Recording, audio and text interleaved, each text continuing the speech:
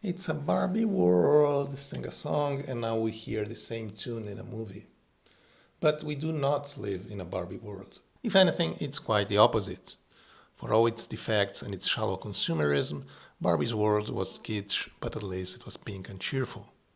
But our modern world is, in lots of ways, grey and ugly and sad.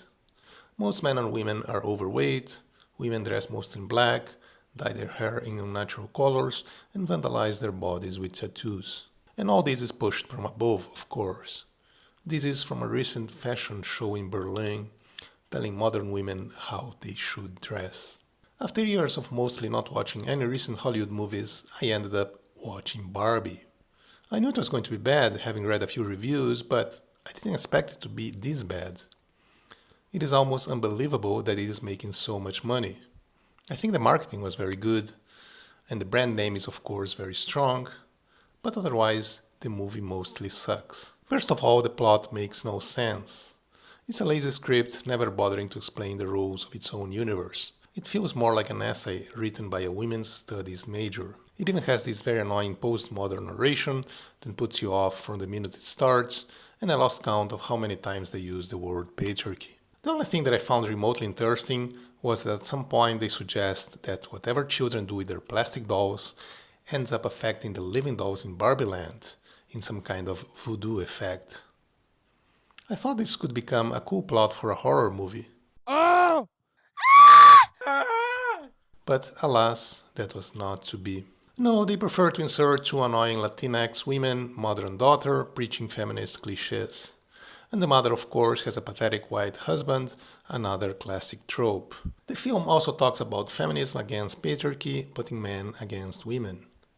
Was there any age such as ours in which men and women seem to be so far apart and hating each other so much? Men blame women and women blame men, and both are increasingly alone. Lonely men end up watching OnlyFans, and lonely women end up having cats and drinking wine. Some people criticized the film, saying that it was against men, but I don't think that's what the film is really about. So what is it really about? Well, I think it's about showing what and who's behind the curtain and rubbing our faces in it. The film starts with a scene showing children playing with baby-like dolls.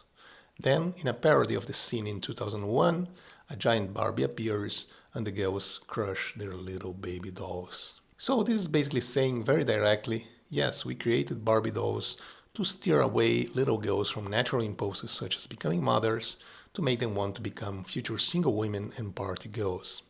They even say at another point that a pregnant Barbie is weird. Then there's the whole can patriarchy subplot, which again is about the usual dialectics of setting one group against another. While women get poisoned by feminist influencers, men are led by the so-called PUAs of the manosphere. Now they are trying to sell us this Andrew Tate guy.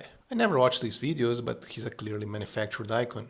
He's been sold as some kind of role model of masculinity, but what kind of role model for young men is involved in prostitution, porn and corruption? It's just the other side of the coin. Women are sold the OnlyFans prostitution lifestyle, and I guess men should become sugar daddies or pimps. In fact, in the movie, Patriarchy Ken dresses very much like a pimp. Finally, there is a scene in which Ruth Handler, the Jewish creator of the Barbie doll, appears and talks to her own creation. This is also about showing what's behind the curtain. Bear in mind that the film was written by Jewish filmmaker Noah Baumbach, who is the husband of director Greta Gerwig, who may or may not be Jewish herself, but who grew up in a very Jewish environment. The film is of course produced by the Jews at Warner Brothers and by Mattel, which is founded by Jewish Ruth Handler and her husband Elliot Handler, and currently has an Israeli CEO, Inoon Kreis. You can't get much more Jewish than that. Well, I wouldn't mind if they had made a half-decent movie, and I never had much of a problem with the Barbie doll itself, but this is a really bad movie. My advice is, stay away. I'm a Barbie girl in the Barbie world.